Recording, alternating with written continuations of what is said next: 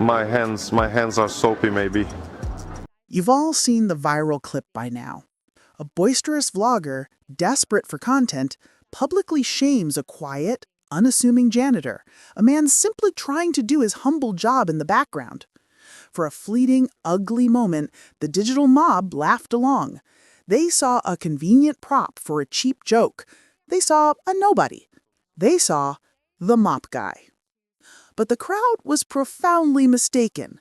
What their cynical eyes failed to perceive was the man behind the mop, Anatoly.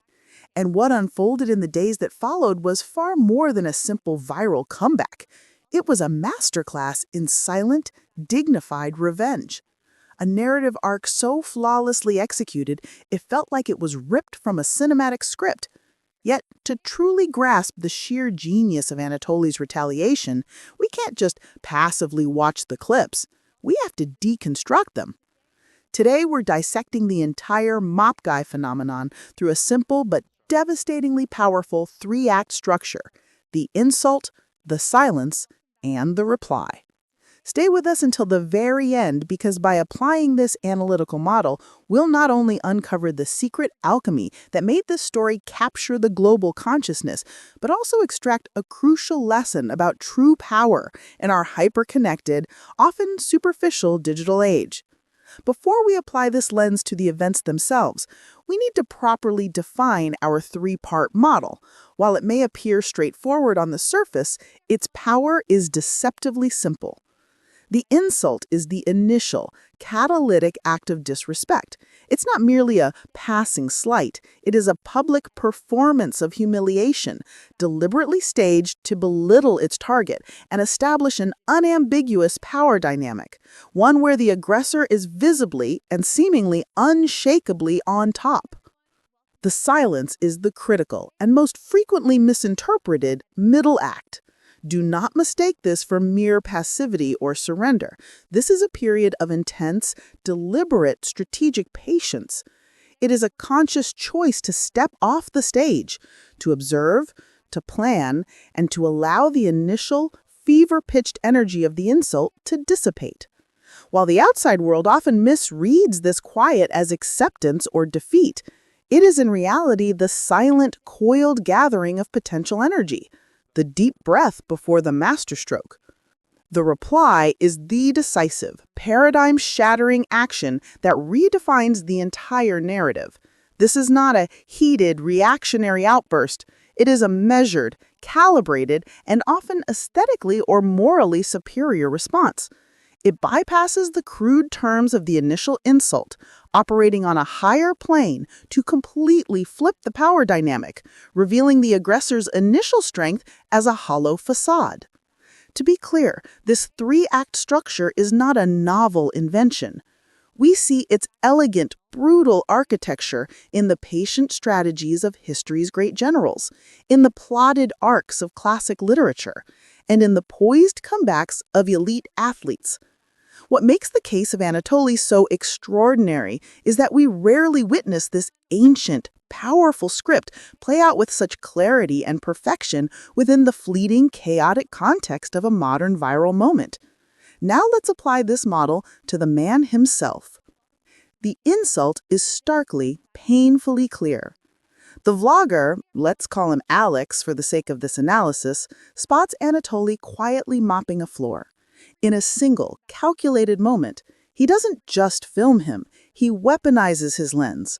Anatoly is transformed from a person into a prop, a convenient backdrop for a cheap, derisive joke. Alex speaks down to him, his tone dripping with a performative condescension. He doesn't merely mock the job of mopping, he mockingly frames it as a symbol of a failed life, a destiny to be pitied and scorned.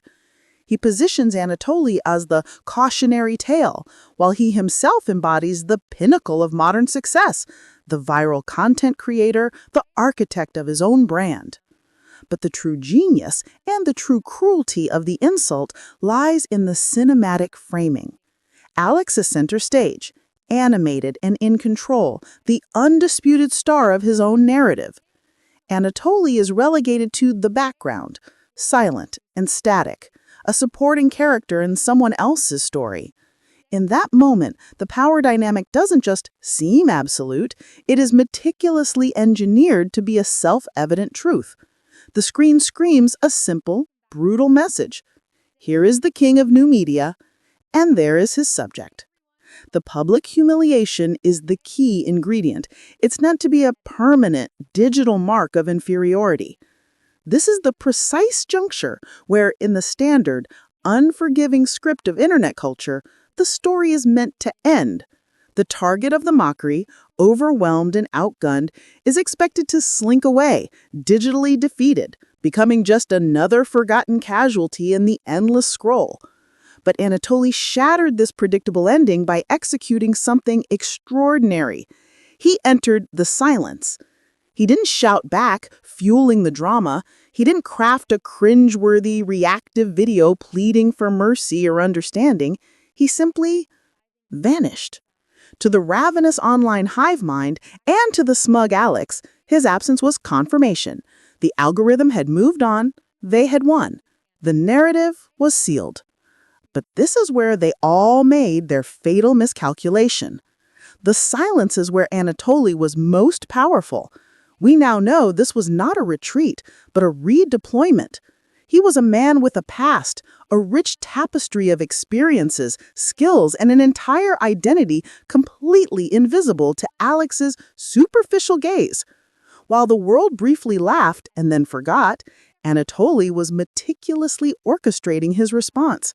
He was coldly analyzing the source of the insult, reverse engineering the very platform that hosted his humiliation, and carefully preparing his battlefield. This wasn't passive acceptance. This was a campaign of active, disciplined preparation. The silence was not a void. It was his strategic workshop, and he was forging a weapon. And then the masterpiece, the reply. Anatoly's response was a stroke of genius precisely because it defied every expectation of a digital rebuttal. It wasn't a verbal counterattack, a desperate plea, or an angry rant. It was a devastating demonstration.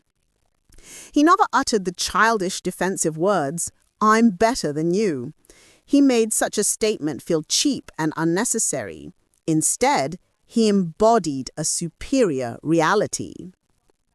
He created his own video, but the context was everything. It wasn't filmed on the same ground where he was attacked, the gym floor, a space of his supposed subservience. No, he appeared in a sharp, impeccably tailored suit, positioned within a sleek professional setting that radiated competence and authority. Then, with a quiet, unnerving calm, he began to speak, not just in one language, but multiple, flowing fluently from one to the next with the ease of a seasoned global citizen. He casually unveiled a formidable background in international business and high-stakes finance, a depth of life experience and acumen that utterly dwarfed Alex's shallow existence as a content creator. In a single, elegant post, he didn't just argue against the insult, he evaporated its very premise. The mop guy was a phantom, a superficial projection, and Anatoly had just revealed the formidable man standing behind it. The sheer genius of the reply was its masterful appropriation of form. Anatoly commandeered Alex's own medium, the very currency of viral video that had been used to demean him, but he executed it with a level of polish, class, and profound substance that Alex could never hope to replicate. He didn't stoop to mock the act of mopping. Instead, he performed a far more powerful act. He simply recontextualized it. In Anatoly's narrative, mopping was stripped of its perceived shame. It was merely a job, a temporary endeavor, not a definition of his soul. His true identity, now irrefutably presented to the world, was that of a sophisticated polyglot, an incisive intellect, and a man of profound resilience. Consequently, the power dynamic didn't just gradually shift, it catapulted into a perfect inversion. Alex was instantly and permanently recast as the archetypal fool, the short-sighted jester who arrogantly judged a masterpiece by its dust cover. Anatoly, meanwhile, emerged as the undisputed gentleman philosopher, the scholar warrior who had won the war without ever raising his voice. He became the silent victor, whose dignity amplified his triumph 1,000-fold. So, we've deconstructed the event through our model. But this leaves us with the most profound question.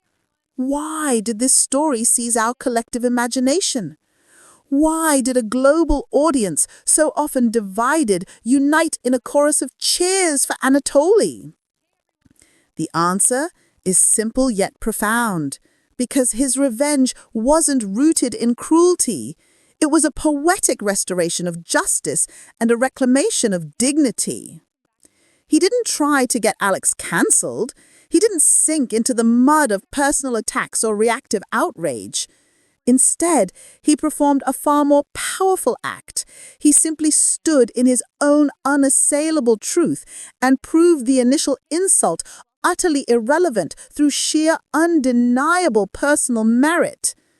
In a digital age defined by loud, performative, and often hollow outrage, Anatoly's silent, potent response felt like nothing short of a cultural reset. He demonstrated with breathtaking clarity that true power isn't about being the loudest voice in the room, but about possessing the deepest reservoirs of substance beneath the surface. The mop was merely a tool he used. The formidable mind and character behind it were the true weapons. And this is precisely why I asked you to stay until the end, because the ultimate lesson of Anatoly transcends the mechanics of viral revenge. The lesson is a mirror held up to us. How many times have we been guilty of hastily judging the mop guys in our own orbits? The quiet coworker we overlook, the unassuming neighbor we ignore, the person in a uniform or service job we pass by as mere background scenery. Anatoly's story is a stark and humbling reminder that every single person contains a universe of experience, a story, a struggle, a depth of skill and character you can possibly perceive from a single superficial glance. His silent revenge was ultimately a quiet but powerful call for radical empathy. It was a testament to the idea that dignity is not bestowed by a job title or social status, but is forged in the fires of character and integrity. And that sometimes the most devastatingly powerful statement you can make is not to scream back at your detractors, but to quietly, methodically, and excellently become the living embodiment of the person they never believed you could be. Anatoly isn't just the mop guy. He's a strategist, a polyglot, a gentleman. He is a lesson in composure. And his story, a modern fable of substance over noise, is one we will carry with us long after the fleeting glare of the viral moment has faded into memory. This, of course, leads to the ultimate question. Was Anatoly's response the perfect modern revenge? A masterstroke of dignified clapback? Or is there a potential downside to elevating these personal clashes into global spectacles? I want to hear your verdict. Let's dissect this further in the comments. If this kind of narrative deep dive resonates with you and you want to unpack more stories from the front lines of digital culture, then you know what to do. Like, subscribe, and hit that notification bell so you don't miss our next analysis. Until next time, stay curious, stay analytical.